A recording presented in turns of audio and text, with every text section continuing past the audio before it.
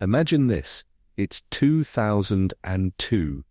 The World Cup is co-hosted by South Korea, a nation passionate about soccer but considered an international lightweight. Their national team has never won a single World Cup finals match in their history. Expectations are rock bottom. Now enter Guus Hiddink, a Dutch coach, an outsider brought in just 18 months prior.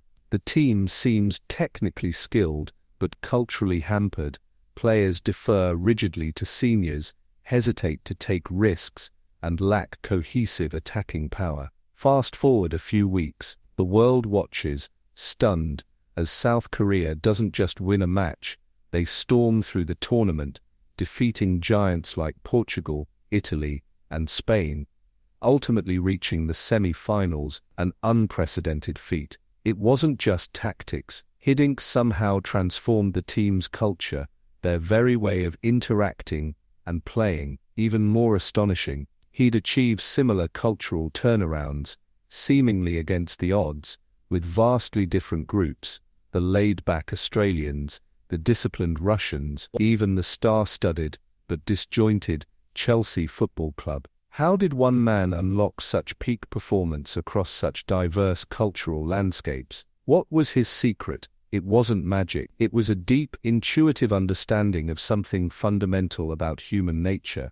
something we often misunderstand or dismiss. Welcome to CEO's Library, the 1% Bookshelf, the podcast that distills the world's most impactful books into actionable insights for leaders like you. I'm your host, and today we're diving deep into the startlingly pragmatic wisdom of tribal, how the cultural instincts that divide us can help bring us together, by the brilliant cultural psychologist Michael Morris. This book challenges a core assumption many of us hold, that culture, whether national, organizational, or team-based, is fixed, an essential part of who a group is. Morris argues, compellingly, that this is wrong. Culture isn't destiny, it's dynamic, and the key to understanding and shaping it lies in recognizing three fundamental human drives, what he calls our tribal instincts. Now, the word tribal often carries negative connotations: tribalism, division, conflict. But Morris flips this script entirely. He reveals that these ancient instincts, honed over millennia of evolution, aren't just sources of friction.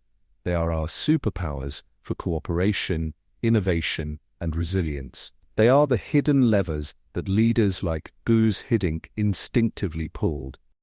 In this episode, we'll unpack these three core instincts: the peer instinct, our drive to sync up and coordinate; the hero instinct, our drive to contribute and gain esteem; and the ancestor instinct, our drive for continuity and connection to the past. More importantly, we'll explore the subtle triggers, the situational cues that activate these instincts, and the powerful signals, the information streams that shape them over time. Forget fuzzy team-building exercises. By the end of this half hour, you'll have a practical framework for decoding group dynamics, inspiring peak performance, and leading transformative change within your own organizations. Ready to look beyond the surface and harness the hidden power within your teams? Let's begin with the most immediate force shaping our daily behavior, the peer instinct. Think back to Hiddink's South Korean team before the transformation. They passed predictably, often backwards or sideways to senior players, hesitant to make a bold forward move. Why? It wasn't necessarily a lack of skill, but a powerful, unspoken norm. Defer to elders, avoid risk that could disrupt harmony, or consider your own teams. Have you ever seen talented individuals get stuck in inefficient routines, afraid to speak up with a dissenting idea, or fall prey to groupthink where everyone nods along, even if they have reservations? Where does this powerful sense of normal come from, and how can we, as leaders, shift it when it's holding us back? The answer lies deep in our evolutionary history. Imagine our ancient ancestors, perhaps Homo erectus, venturing out onto the plains. Survival depended not just on individual skill, but on coordinated action, moving together, hunting together, sensing danger together. Fossilized footprints found side by side tell a silent story of this deep imperative to sync up. Michael Morris calls this the peer instinct, our fundamental, often unconscious drive to monitor what others around us are doing, to imitate them, and to conform to the prevailing patterns of behavior. It's about belonging, creating shared understanding, and enabling the complex coordination necessary for group success. It allowed hunting parties to function, communities to build, and societies to emerge. But here's the crucial insight from tribal. This instinct isn't rigidly programmed. Its expression, the specific code of behavior it promotes, is highly sensitive to the situation. Morris introduces the concept of triggers, stimuli in our environment, or arising from our inner needs that activate specific cultural codes associated with the peer instinct. Remember Guus Hiddink? One of his non-intuitive moves was taking the Korean team away from their familiar environment, training them extensively abroad. This change of scenery acted as a potent trigger. It temporarily muted the deeply ingrained Korean cultural code, emphasizing age-based deference, and activated a different identity, that of the professional soccer player operating in a global context where performance, not seniority, was the primary driver. Suddenly, players felt freer to challenge, innovate, and play a more aggressive, forward-thinking game. Think also of Lee Kuan Yew's transformation of Singapore. Facing a diverse population with varying cultural norms, some based on relational networks and others potentially less conducive to standardized governance, he implemented specific triggers to foster a shared code of rule-based efficiency, drawing inspiration from the British colonial legacy. Simple things like mandating white school uniforms and promoting English as the language of administration and business weren't just cosmetic, they acted as constant environmental cues, triggering a mindset focused on impartiality, order, and meritocracy over familial or regional ties. Our inner needs can also act as triggers. When we feel uncertain or anxious, our peer instinct kicks into higher gear. We look more intensely to others for cues on how to behave, making us more susceptible to conformity, for better or worse. So triggers activate a code in the moment.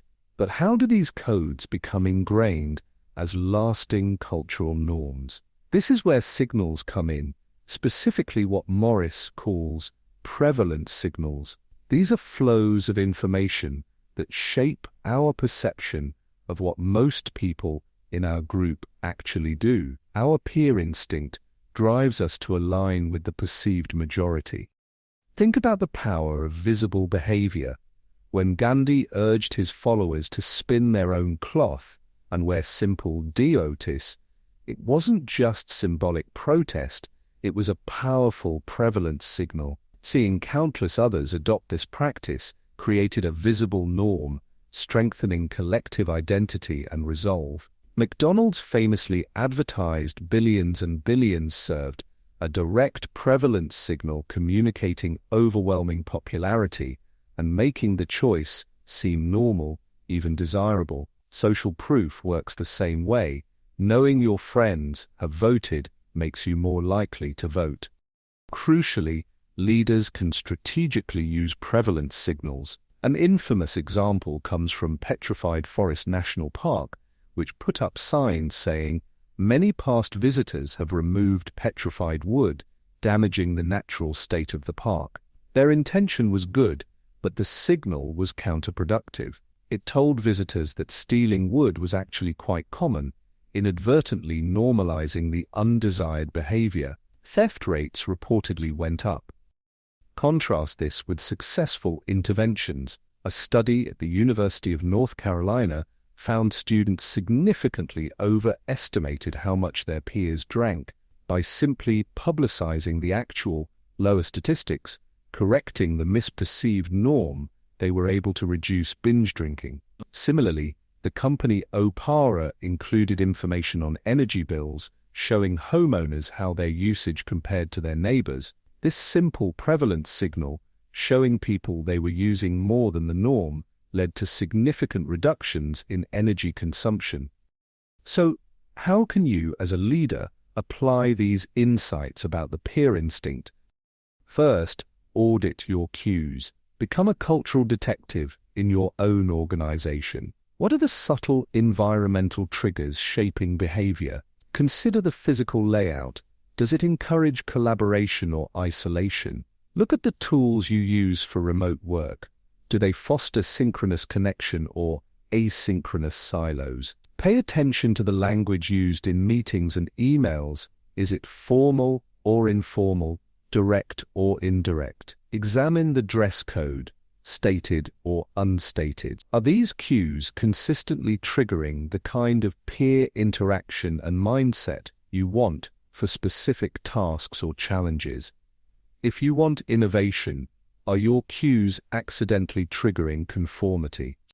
Second, shape perceived norms using prevalence signals. Be mindful of the messages you're sending about what most people do here. Actively highlight desired behaviors, which showcase early adopters of a new process. If you have data showing positive trends, like 80% of teams completed the new training module ahead of schedule, share it widely. Correct misperceptions. If people believe nobody follows the new reporting guidelines, but data shows significant uptake, communicate that reality. But remember the petrified forest. Be careful not to accidentally normalize undesirable behavior by highlighting its frequency. Frame it carefully. While a small number struggled with the deadline, the vast majority submitted on time, showing great commitment. Third, leverage biculturalism. Recognize that your team members aren't monolithic. They hold multiple cultural identities: national, professional, functional, perhaps generational. Hiddink didn't erase Korean culture. He created a context that temporarily elevated the global soccer pro identity. As a leader, think about how you can create situations or frame tasks to activate the most productive cultural mindset for the challenge at hand. Is it a brainstorming session needing creative divergence? Maybe trigger a more informal, egalitarian code. Is it a critical execution phase needing precision and alignment? Perhaps trigger a code emphasizing discipline and shared process. Understanding the peer instinct moves us beyond simply hoping for good teamwork. It gives us concrete levers, triggers, and prevalence signals to consciously cultivate the coordination, alignment, and shared norms that drive collective success. But coordination isn't enough. How do you inspire people to not just conform, but to contribute above and beyond, to sacrifice for the greater good? That brings us to the second tribal instinct, the hero instinct. How do you truly motivate people? Not just to show up and do their job, but to pour their heart and soul into it, to innovate, to help colleagues, sometimes even to make significant personal sacrifices for the team's mission or the organization's values. Think about those ancient mammoth hunters we mentioned. Coordinating was crucial peer instinct, but someone had to take the immense risk of getting close to the beast. Think about the volunteers during the 1964 Freedom Summer in Mississippi, facing threats and violence to register black voters. What drove them beyond simple conformity or direct reciprocity? What compels us to act prosocially, often at personal cost, for the benefit of the group? Michael Morris attributes this to the hero instinct, our deep-seated human drive for esteem, positive reputation, and the feeling of having made a valued contribution to the collective, while the peer instinct is about fitting in. The hero instinct is about standing out, in a good way. It explains why we engage in altruistic acts that go beyond immediate kinship or tit-for-tat exchange. We act heroically, Morris argues, not just for external rewards, but for the internal rewards of pride, social status, and the avoidance of shame. We want to be seen and see ourselves as valuable members of the tribe. Just like the peer instinct, the hero instinct can be activated by specific triggers. While peer codes are often triggered by environmental cues, hero codes, our ideals and aspirations, are powerfully evoked by symbols. Think of Martin Luther King Jr. delivering his "I Have a Dream" speech. He masterfully invoked potent symbols of American identity, the Declaration of Independence, the Constitution, "My country, 'tis of thee," alongside powerful religious symbols drawing on the shared heritage of the Black church. These symbols acted as triggers, activating a collective aspiration, a hero code centered on equality, justice, and courageous nonviolent action, inspiring people to dedicate themselves to the cause. Consider a business example. When Sally Krawcheck took over Merrill Lynch's wealth management division after the 2008 financial crisis, morale was devastated and trust was shattered. One of her key moves? She restored the iconic Merrill Lynch bull logo, which had been sidelined after the acquisition by Bank of America. This wasn't just branding, it was a symbolic trigger. The bull represented strength, optimism, and the broker's core identity. Bringing it back reignited a sense of pride and purpose, activating their broker hero code and motivating them to rebuild trust with clients. The mere presence of an audience can also trigger the hero instinct. Studies of the Freedom Summer volunteers found that those who persisted, despite the dangers, were often more deeply embedded in social networks back home. They had an audience whose esteem they valued. Their actions were, in part, performed for that audience, reinforcing their commitment to the heroic ideal. So, symbols trigger our heroic aspirations, but how do we learn what ideals to aspire to, what contributions are valued? This is where prestige signals come in. Unlike prevalent signals, what most people do, prestige signals convey information about what high-status, successful, or admired individuals do and value. We are inherently wired to learn from and imitate those we perceive as prestigious. Think about the impact of fictional heroines in Brazilian telenovelas. Studies showed that viewers subtly changed their own behaviors and aspirations related to family size and women's independence, mirroring the admired characters on screen. They learned new social possibilities by observing prestigious figures, even fictional ones. In the corporate world, David Ogilvy, the advertising legend, famously gave his executives Russian matryoshka nesting dolls. Inside the smallest doll was a note: "If we hire people smaller than ourselves, we shall become a company of dwarfs. But if we hire people bigger than ourselves, we shall become a company of giants." This wasn't just a hiring policy, it was a prestige signal. It communicated that Ogilvy, the admired founder, valued bold, risk-taking hiring, focused on bringing in top talent, even those who might eventually outshine the hire. It shaped the aspirations of his leaders. More recently, consider Satya Nadella's cultural transformation at Microsoft. He shifted the company from a know-it-all culture to a learn-it-all culture. How? Partly through powerful prestige signals.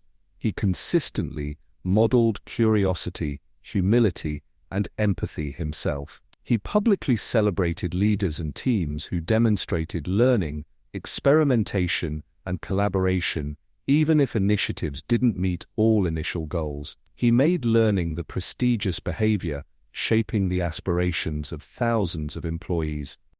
How can leaders harness the hero instinct effectively and ethically?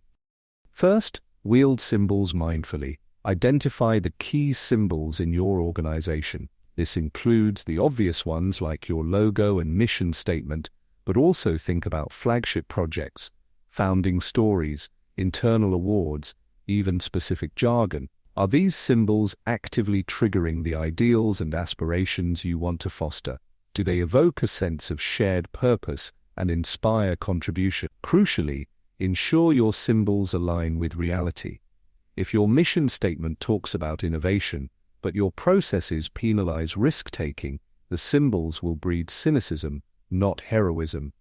Second, shape prestige. As a leader, you are a primary source of prestige signals. Lead by example. Consistently model the behaviors and values you want to see. But don't stop there. Actively spotlight and celebrate employees who exemplify these desired qualities. Make them the heroes of your organization's story. Public recognition, awards, promotions, even just specific praise in a team meeting can powerfully shape what others aspire to. Research on anti-bullying programs in schools found they were far more effective when they identified and engaged high-status, influential students to champion positive social norms. These prestigious peers could shift behavior far more effectively than top-down mandates. Identify your informal leaders and enlist them as allies in modeling desired heroic behavior. Third, beware the dark side. The hero instinct, because it involves striving for esteem and following prestigious figures, can be manipulated. Cult leaders often gain control by monopolizing prestige signals, defining who is in and who is out, and demanding extreme sacrifices as proof of commitment. Be mindful of creating echo chambers or environments where dissent is punished, inadvertently creating a cult-like dynamic around certain projects or leaders. Also, ensure authenticity.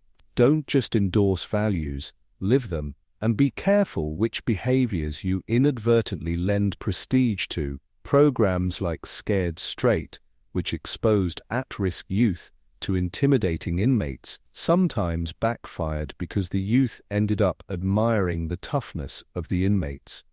The program accidentally made the wrong behavior seem prestigious. Similarly, anti-war films sometimes inadvertently glorify the camaraderie and intensity of combat.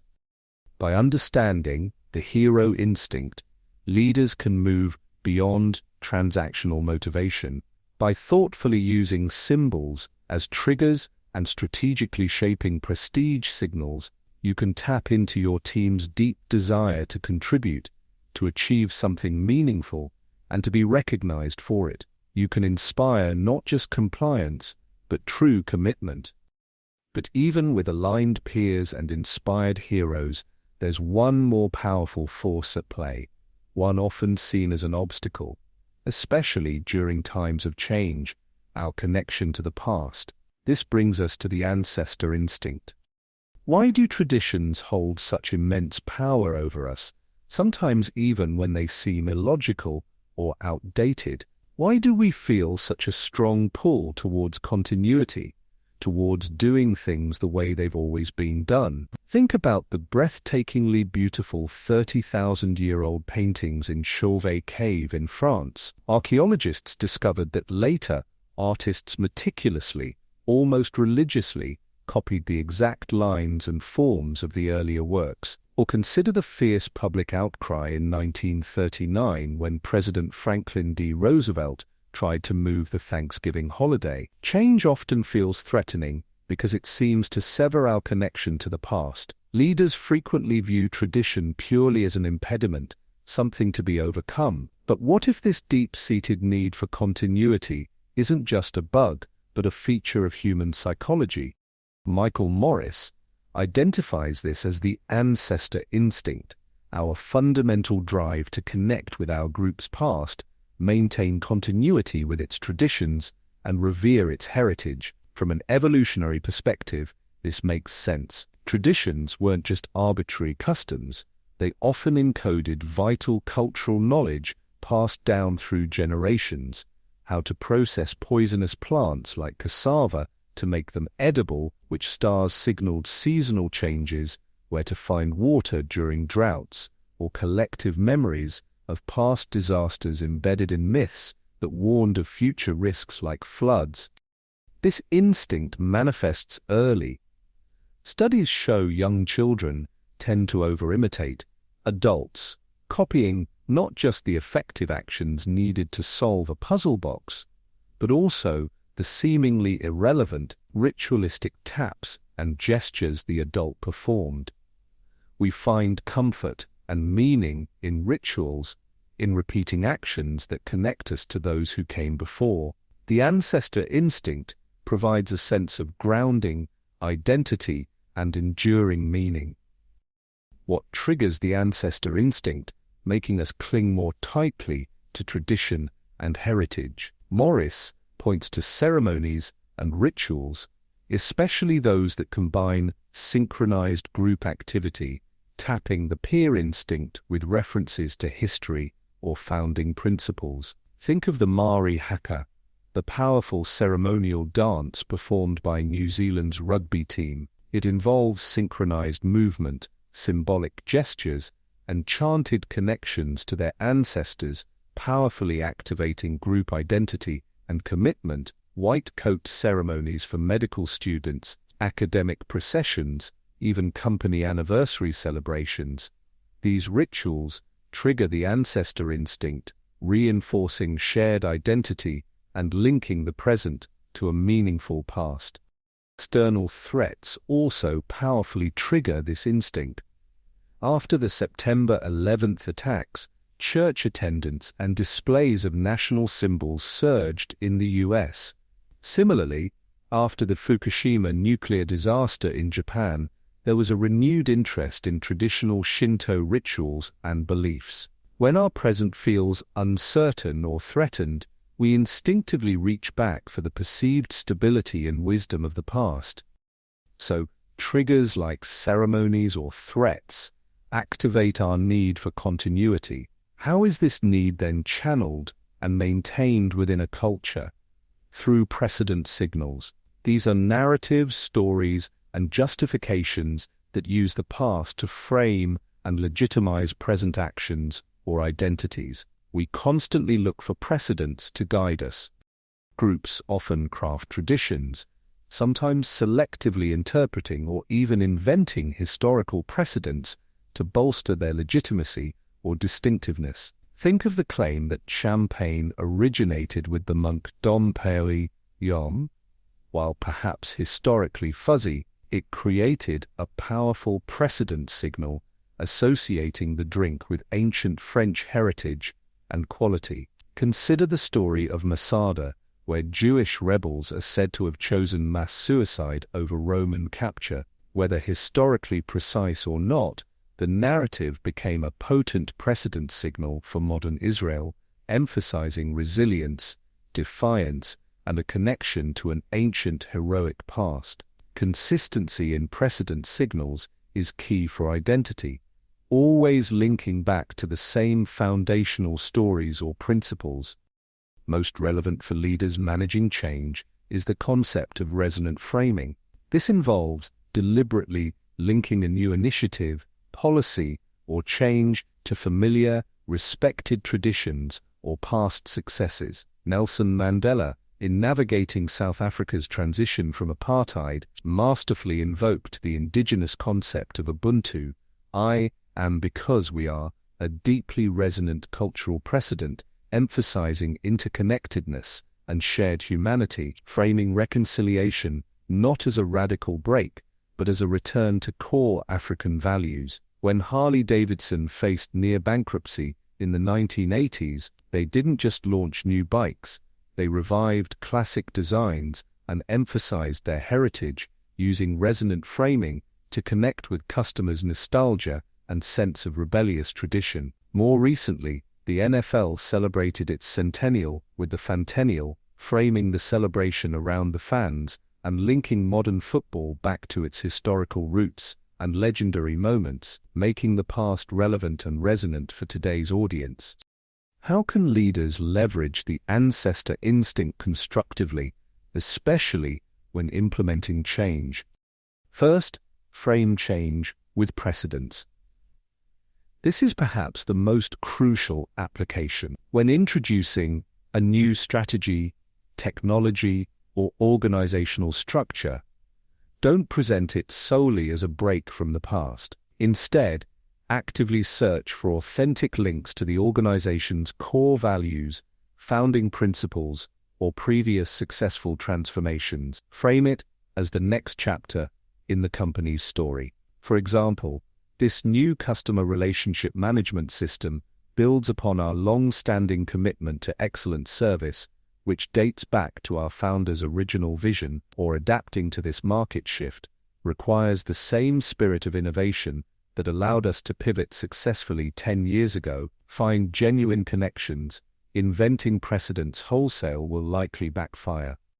Second, use resonant framing in design. When designing new initiatives, products, or even internal policies, consider how you can make them echo familiar and positive elements from the past. Can the name, the visual identity, or the communication style evoke a sense of continuity with something respected, like the NFL Centennial? Find ways to make the new feel like a natural evolution of the old. Third, leverage ritual and ceremony. Don't underestimate the power of marking transitions and reinforcing shared identity through rituals, even small ones. Team kickoff meetings, project completion celebrations, onboarding ceremonies for new hires. These can be powerful moments to connect people, reinforce commitments, and ground present efforts in a shared history or purpose, however brief. Mentioning past team successes or invoking core company values during these moments taps into the ancestor instinct. Fourth, handle with care.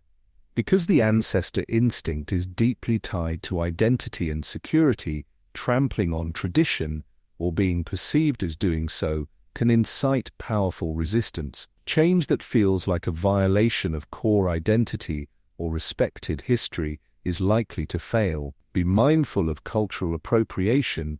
Using another group's traditions or symbols without understanding or respect can cause deep offense, like the backlash Starbucks faced opening in Beijing's Forbidden City. And understand that history can be weaponized. Leaders like Slobodan Milosevic tragically demonstrated how manipulating historical grievances and precedents can fuel ethno-nationalist conflict. Respect for the past is crucial, but so is a critical awareness of how it can be misused. By understanding the ancestor instinct, leaders can transform tradition from an anchor, holding them back, into a rudder, guiding them forward. By framing change in terms of continuity, leveraging resonant symbols and narratives, and using rituals effectively, you can address the deep human need for grounding and make change feel less like a disruption and more like a meaningful evolution. So let's bring it all together. We've journeyed through Michael Morris's powerful framework in Tribal. We've seen that the forces shaping our teams and organizations run deeper than org charts and process flows.